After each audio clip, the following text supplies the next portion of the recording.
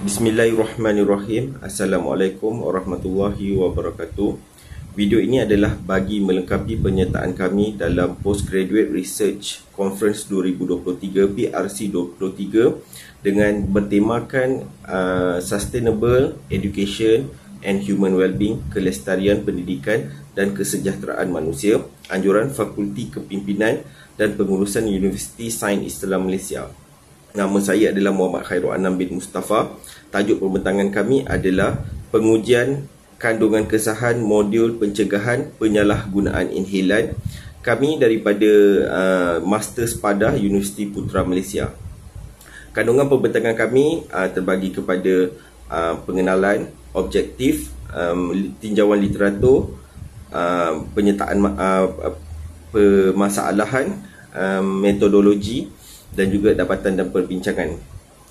Serba sedikit pengenalan tentang modul ini. Modul ini adalah modul pencegahan penyalahgunaan inhalan.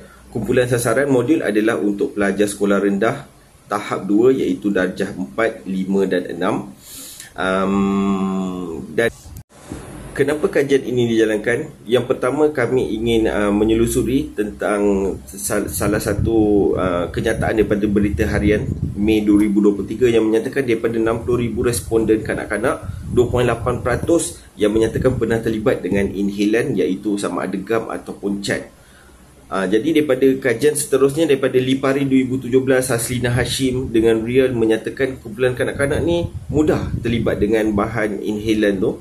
Selain itu, Levari juga mengatakan mereka rasa agak kurang kajian berkenaan dengan inhalan. Mungkin sebelum ni banyak lebih kepada dadah ataupun ketum di Malaysia. Dan Zakaria Ismail menyatakan kanak-kanak ni dia punya tahap pengetahuan dia agak membimbangkan. Justru itulah modul ini dibangunkan untuk membantu dalam mencegah penyalahgunaan inhalan. Objektif adalah kami ingin mendapatkan data signifikan kesahan modul ini supaya modul ini dapat digunakan, selamat digunakan, dan kebolehgunaan dia adalah tinggi, iaitu kami mengharapkan mendapat nilai CVI sekurang-kurangnya 0.83. Tinjauan literatur, menyelusuri kepada tinjauan literatur, kami ingin menekankan tentang kajian Real et al. Pada 2014 mengatakan pencegahan adalah melibatkan pelbagai strategi termasuk pendidikan, bina semangat, perubahan persekitaran dan pembangunan polisi. Jadi justru itu disebabkan itu kami tertarik ataupun kami ingin menjalankan kajian ini untuk mendapatkan kesahan kandungan bagi modul pencegahan inhalan kami ini. Metodologi kajian, durasi kami menjalankan kajian untuk pengujian kesahan kandungan ini adalah selama 2 minggu. Panel kami ataupun sample size adalah 6 orang. Kami jalankan di sekitar selatan Malaysia iaitu Melaka dan Selangor. Reka bentuk kesahan kandungan, kaedah kami adalah berbentuk soal selidik, dan pelaksanaan kami memberi induksi iaitu modul dibagikan dahulu bersama dengan soal selidik sebelum kami berjumpa secara face to face dengan panel. Prosedur, sumber daripada Muhammad Saiful Bahari 2018. Kami ambil daripada artikel bertajuk ABC Content Validation, Procedure of Content Validation. Tata cara pengujian kesahan kandungan dikatakan mesti ada pemilihan item, pemilihan panel, kedua-dua ni. Lepas tu menjalankan kesahan kandungan, analisis domain item ini kita jalankan bersama dengan panel, ataupun panel menjalankan sendiri ikut kesesuaian mana panel pilih, merencana skor dan pengiraan skor. Pemilihan item, Cohen mengatakan kalau kita nak buat item tu mesti pendek, bersifat tunggal dan sukar untuk didebatkan. Jadi kami membuat item soalan-soalan yang pendek, yang straight to the point supaya panel mudah untuk memahami apa yang kita nak. Terdapat 12 item, ada bahagian A dengan bahagian B. 7 item yang pertama itu mewakili 7 aktiviti dalam modul, dan 5 item seterusnya bertanyakan pendapat panel tentang modul, keberkesanan modul. Selain itu, kesemua soalan kita menggunakan skala interval 4 pilihan jawapan. 4 sangat setuju, 3 setuju, 2 tidak setuju dan 1 sangat tidak setuju. Pemilihan panel adalah seramai 6 orang. Terdapat kriteria yang kami tetapkan dalam pemilihan panel, iaitu yang pertama bidang yang berkaitan dan yang kedua tahun perkhidmatan. Bidang yang berkaitan, kami memilih panel-panel daripada akademik, pensyarah-pensyarah akademik daripada farmakologi, fakulti farmakologi, dan juga fakulti pendidikan, iaitu daripada khusus kaunseling, yang berkhidmat selama sekurang-kurangnya 5 tahun sebagai pensyarah akademik. Dan selain itu kami juga as layman, kami memilih daripada pegawai unit pendidikan penyalahgunaan dalam Jabatan Pelajaran Negeri yang sekurang-kurangnya berkhidmat 13 tahun.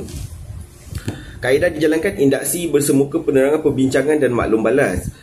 Induksi iaitu yang seperti yang dikatakan, kami memberikan modul dan borang soal sedik dahulu. Seterusnya apabila panel ada masa lapang, kita bersemuka, dan ketika bersemuka kami memberikan penerangan tentang modul, kami memberikan penerangan tentang setiap aktiviti dan objektif setiap aktiviti. Dan seterusnya kami mendapatkan maklum balas daripada panel, iaitu tentang dia punya penambahbaikan setiap aktiviti itu. Sebab di setiap soalan untuk bahagian A, 7 item tu kami ada ruang untuk penambahbaikan. Dan perbincangan, bila perbincangan, panel banyak memberikan maklum balas lah untuk perbaiki kami punya aktiviti. Dan seterusnya maklum balas terakhir, panel terdapat 2. Ada panel yang ambil dahulu borang, balik tanda and then dibagi pada kami secara PDF, dan ada panel yang terus menjawab dan berikan semula kepada kami. Rencana skor keberangkalian itu yang skor interval pilihan jawapan, kami kenapa pilih 4? Sebab untuk panel yang memilih 3 dengan 4, sangat setuju ataupun setuju, dia akan dikira sebagai 1, manakala panel yang menjawab 2 ataupun 1, tidak setuju, sangat tidak setuju, akan menjadi kira kosong untuk keberangkalian bagi UA, iaitu kesaksamaan dalam pilihan jawapan panel-panel. SCVI AVE iaitu Sum of Contact Validation Index, jumlah gagasan jawapan yang sama oleh panel pada setiap item dibahagi bilangan item. SCVI UA tu gagasan jawapan-jawapan daripada panel untuk setiap item. Gagasan jawapan tu nanti setiap item tu dapat nilai dia akan dijumlahkan dan akan dibahagikan kepada item. Dan PR Proportion Relevance iaitu gagasan jawapan panel untuk satu-satu panel bagi semua item akan dikira dan dibahagikan dengan nilai item.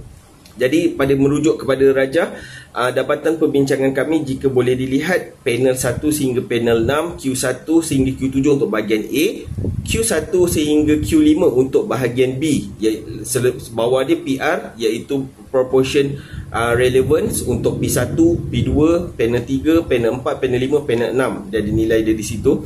Dan dekat skor panel di bahagian paling hujung sekali, persetujuan, iaitu nilai-nilai persetujuan jawapan yang sama daripada panel ada berapa orang. ICVI Index untuk Content Validation, jika semua mendapat nilai 1, iaitu nilai 4 ataupun 3 akan dikira 1. Walaupun ada satu panel yang memilih 2 ataupun 1 untuk satu-satu item. Sebagai contoh, katakan Q5 dekat bahagian B, panel ke-6 memilih 2 iaitu tidak setuju. Jadi di situ jika dilihat ICVI menjadi 0.83. Ini disebabkan hanya 5 orang panel daripada panel 1 sehingga panel 5 saja yang memilih 4. Jadi 5 bahagikan dengan 6, dia akan dapat 0.83. Dan UA keseragaman, tiada keseragaman disebabkan seorang panel tidak bersetuju, jadi maka UA akan menjadi kosong. Itu adalah dia punya skor panel untuk persetujuan, ICVI dan UA. Jadi average proportion proportion untuk relevance, setiap panel mendapat 1 kecuali panel 6 mendapat 0.91. Jadi nilai untuk average proportion itu menjadi 0.98. Untuk jumlah sum CVI, Content Validation, nilai dia daripada semua item mendapat 1 kecuali item 5 untuk bahagian B mendapat 0.83. Justru itu nilai menjadi 0.98. Sementara sum SCVI untuk average, untuk gagasan ataupun kesaksamaan jawapan bagi semua panel bagi setiap item, hanya ada satu saja item yang mendapat 0, selain yang lain semua mendapat 1. Ini apabila dibahagikan dengan nilai item ataupun jumlah item, nilai yang kami peroleh adalah 0.92. Jadi apa yang menunjukkan daripada dapatan ini? Yang pertama, kami dapat Untuk bahagian A, Q1 sehingga Q7 semua nilai UA mendapat 1, ICVI mendapat 1. Ini bermakna setiap aktiviti kami mendapat persetujuan secara saksama daripada semua panel. Jadi kami merasakan aktiviti dalam modul boleh dilaksanakan di sekolah-sekolah untuk pelajar-pelajar sekolah rendah darjah 4, 5, 6. Dan nilai ICVI kami mendapat 0.98. Ini menunjukkan kebolehgunaan modul ini. Kenapa kami katakan begitu? So daripada bilangan pakar ataupun kami bila nilai kesahan kandungan ni, kita mesti berpegang kepada kajian lepas, iaitu mana pakar yang ada memberikan cadangan untuk nilai apa yang patut digunakan, nilai apa yang patut diperbaiki.